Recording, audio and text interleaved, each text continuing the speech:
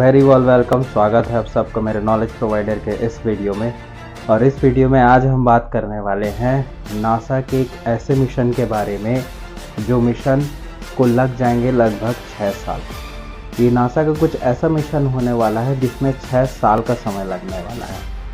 अभी ऐसा कौन सा मिशन है, ये मिशन किस लिए नासा कर रहा है, इसके पीछे नासा क्या सोच रहा है, उसका पर्सपेक्टिव क्या है, आज इस वीडियो में देखते हैं। नासा प्लान कर रहा है कि वो जुपिटर के एक मून है, जुपिटर का एक चंद्रमा है जिसका नाम है यूरोपा। तो यूरोपा में वहाँ के जो वातावरण है, वहाँ के हैबिटेट है, इसको नासा रिसर्च करना चाह रहा है। और इसके लिए नासा ने प्लान किया है कि वहाँ पर ये अपने स्पेसक्राफ्ट को भेजेगा। जिस स्पेसक्राफ्ट को ये भेजेगा, इस स्पेसक्राफ्ट का नाम है यूरोपा क्लिपर। क्योंकि इस मून का नाम है, जो जुपिटर का ये जो चंद्रमा है, इसका नाम है यूरोपा, तो इस पर्टिकुलर स्पेसक्राफ्ट का नाम ही यूरोपा क्लिपर। अभी रिसेंटली आपके अक्टूबर 14, 2024 को ये पर्टिकुलर स्पेसक्राफ्ट अर्थ से लॉन्च होगा। और अर्थ से लॉन्च होने के बाद पहले इसको प्रोजेक्ट किया जाएगा मार्स की ओर। अब मार्स की ओर जब इसको प्रोजेक्ट किया जाएगा तो ये स्पेसक्राफ्ट जाएगा मार्स की ओर, उसकी ग्रेविटेशनल एनर्जी को यूज़ करेगा और फिर मार्स के प्रोजेक्शन से फिर से वापस आएगा। मान लीजिए स्पेसक्राफ्ट गया मार्स की ओर, मार्स की खुद की ग्रेविटी वो इस पर्टिकुलर स्पेसक्राफ्ट को खींचेगी, वहाँ कुछ रोटेशन करके ये वापस प्रोजेक्ट करेगा या वापस आएगा आपके अर्थ की ओर, और अर्थ की ग्रेविटेशनल फील्ड को फिर से यूज़ करेगा और फिर इसको प्रोजेक्ट कर दिया जाएगा, भेज दिया जाएगा आपके जुपिटर की ओर। इस पूरे समय को लगभग 6 साल लग जाएंगे।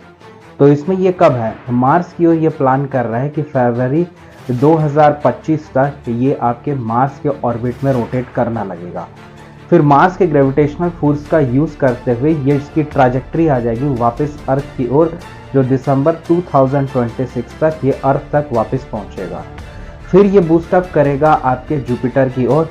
और प्लान ये है, एक्सपेक्टेड प्लान ये है कि अप्रैल 2030 तक ये पहुंच जाएगा आपके जुपिटर के ऑर्बिट में। जुपिटर के ऑर्बिट में पहुंचने के बाद ये अब फिर यूरोपा की ओर लेगा। पहले तो जुपिटर के ऑर्बिट में ये अपने आप को अलाइन करेगा, अपने आप को सेट करेगा, और इसमें लगभग इसको 1 साल का समय लग जाएगा।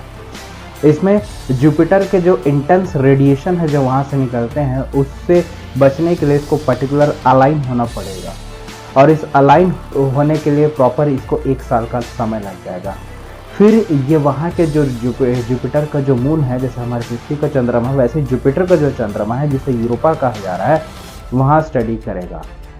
जो साइंटिस्ट और रिसर्चर्स हैं उनको ये लगता है कि जो यूरोपा है, इस यूरोपा नाम के मून में बहुत सारे सब सरफेस ओशंस हैं, मतलब समुद्र है यहाँ देखने को मिलेगा। और यहाँ पर आइसी क्रस्ट है, मतलब बर्फीले यहाँ पर क्रस्ट आपको देखने को मिलेंगे।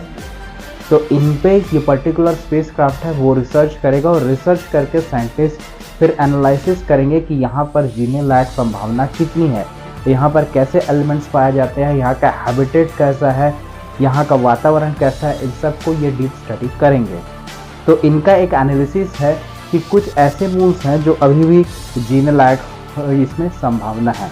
जैसे एक और मून की बात करें तो टाइटन जैसा एक और मून है, वैसे यूरोपा भी एक ऐसा मून है।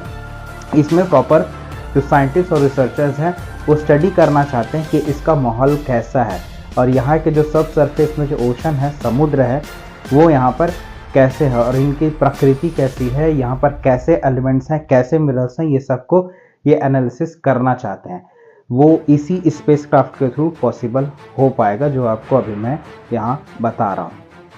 तो ये 2030 तक का ये प्लान है कि 2030 तक इसको प्रोजेक्ट कर लेंगे। ये जो पूरा तामझाम इन्होंने रेडी किया है कि पहले मार्स की ओर जाएगा, फिर वापस अर्थ की ओर आएगा, अर्थ से फिर इसको जुपिटर की ओर प्रोजेक्ट किया जाएगा, इसको बोले हैं मेगा ट्राजेक्ट्री। मेगा मतलब मार्स अर्थ ग्रेविटेशनल असिस्टेंट। तो ये इस पर्टिकुलर मेगा ट्राजेक्ट्री इसको बोला गया है, और इसी का यूज़ करके जिसमें ग्रहों के या फिर प्लैनेट्स की ग्रेविटेशनल फील्ड्स को यूज़ किया जाएगा और स्पेसक्राफ्ट को प्रोजेक्ट किया जाएगा जुपिटर तक, और वहाँ जाके पर्टिकुलर एनालिसिस किया जाएगा कि ये पूरा प्रोसीजर इस तरीके से चलेगा, और इसको लगभग 6 साल का समय लगने वाला है। ऐसे कई रिसर्चेस हो रहे हैं। हमने मार्स में भी कई रिसर्च हमारे चालू हो गए हैं। हम खुद के चंद्रमा में भी कई रिसर्चेस को कंक्लूड कर रहे हैं। और सिर्फ एक ही नासा ही नहीं, अब कई कंट्रीज आगे बढ़ रही हैं। इंडिया भी आप देखेंगे मून में इन्होंने काफ़ी सारे हमारे चंद्रयान जो होगा वो ऐसी पोल पे जाके लैंड किया है जहाँ तक अभी तक कोई भी वहाँ पर ऑर्बिटर नहीं भेज पाया। तो हमारा उस जगह पर चांद में ऑर्बिटर भेजा गया है जहाँ पर कोई देश आज तक पहुँच ही नहीं पाया। तो ये चीज़ यहाँ पर देखने को मिलती है। ऐसे ही आपके नासा ने मार्स में कई वहाँ पर ऑर्बिटर भेजे हैं जो वहाँ का एनालिसिस कर रहे हैं और टाइम टू टाइम अर्थ में रिपोर्ट को सेंड करते हैं। तो ऐसा सोचा ये जा रहा है कि जुपिटर के आसपास यूरोपा जो मिशन है या यूरोपा को एनालिसिस करने के लिए इन्होंने इसी यूरोपा क्रीपर नाम के स्पेसक्राफ्ट को सेंड करने की योजना बनाई है। अब सब कुछ सही रहता है तो आगे 2030 तक आप और हम ये देखेंगे कि वहाँ से ये कुछ इमेजेस, कुछ फोटोग्राफ्स या कुछ एनालिसिस करके अर्थ में सेंड करेगा।